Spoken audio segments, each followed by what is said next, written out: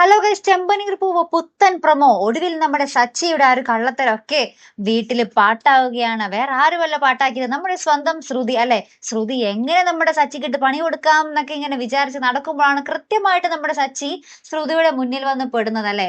Sachi auto ഓടിക്കുന്ന കാര്യം നമ്മുടെ വീട്ടിൽ ആർക്കും, നമ്മുടെ രേവതിക്ക് പോലും ആർക്കും അറിയത്തില്ലായിരുന്നു. അപ്പോഴാണ് നമ്മുടെ ശ്രുതിയും കൂട്ടുകാരെയും കൂടി ഇങ്ങനെ റോട്ടിൽ നിൽക്കുമ്പോൾ നമ്മുടെ സച്ചി ഓട്ടോയിൽ വരികയും ഇവർ യാദൃശ്ചികമായി അതിൽ കയറുകയൊക്കെ ചെയ്യുന്നത്. അപ്പൊ സച്ചി ഒരാളിങ്ങനെ ഫോൺ ചെയ്യുമ്പോൾ പറയുന്നുണ്ട്, ഇപ്പൊ എന്റെ കയ്യിൽ കാറില്ല എന്നൊക്കെ പറയുന്നുണ്ട്. അപ്പൊ ഇതൊക്കെ കേൾക്കുമ്പോൾ നമ്മുടെ ശ്രുതിക്ക് ഭയങ്കര സന്തോഷാട്ടോ. സച്ചി ഭയങ്കര ദാരിദ്ര്യത്തിലാണ്, കാറൊക്കെ വിറ്റു എന്നുള്ളത് നമ്മുടെ ശ്രുതി അറിയുന്നുണ്ട്. ഇത് വേഗം വീട്ടിൽ ചെന്നിട്ട് നമ്മുടെ ശ്രുതിയോട് പറയുന്നുണ്ട്. ശ്രുതിയാണെങ്കിൽ ഇത് നമ്മുടെ ചന്ദ്രമതിയോട് പറയുന്നുണ്ട്. ചന്ദ്രമതി ഇത് രവീന്ദ്രനെ അറിയിക്കുന്നുണ്ട്.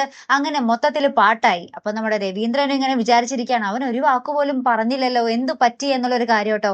ഏറ്റവും ഒടുവിൽ നമുക്ക് കാണുവാൻ സാധിക്കുന്ന കാഴ്ച, നമ്മുടെ രേവതി ഇങ്ങനെ പൂക്കടയിലേക്ക് പോകും വഴി നമ്മുടെ സച്ചി അവിടെ ഓട്ടോന് പുറത്ത് നിന്ന് ഇങ്ങനെ ഓട്ടോയിൽ ചാരി ആ ഒരു യൂണിഫോം ഒക്കെ ഇട്ട് ഫോൺ ചെയ്യുകയാണ്. അപ്പോഴാണ് നമ്മുടെ രേവതി പോലും അറിയുന്നത് സച്ചി ഇപ്പൊ ഓട്ടോയാണ് ഓടിക്കുന്നത് എന്നുള്ളൊരു കാര്യം. അപ്പൊ ഇനി എന്തൊക്കെയായിരിക്കും സംഭവിക്കാൻ പോകുന്നത് അല്ലെ. നമ്മുടെ സച്ചി ഇത്രയും നാളും ഇത് എന്തിന് മറച്ചു വെച്ചു എന്നുള്ളൊരു കുറെ ചോദ്യങ്ങൾ ഇനി അവിടെ വീട്ടിൽ വെച്ച് വരാൻ കിടക്കുന്നതേ ഉള്ളൂ. അപ്പൊ സച്ചി ഇതിനെതിരെയൊക്കെ എങ്ങനെ പ്രതികരിക്കും എന്നുള്ളതാണ് നമുക്ക് അറിയേണ്ടത് അല്ലേ കൂട്ടുകാരെ. അപ്പൊ എന്തായാലും കാത്തിരുന്നതിനെ കാണാം. അപ്പൊ അടുത്തൊരു വീഡിയോ വരുന്നത് വരയ്ക്കും ഗുഡ് ബൈ.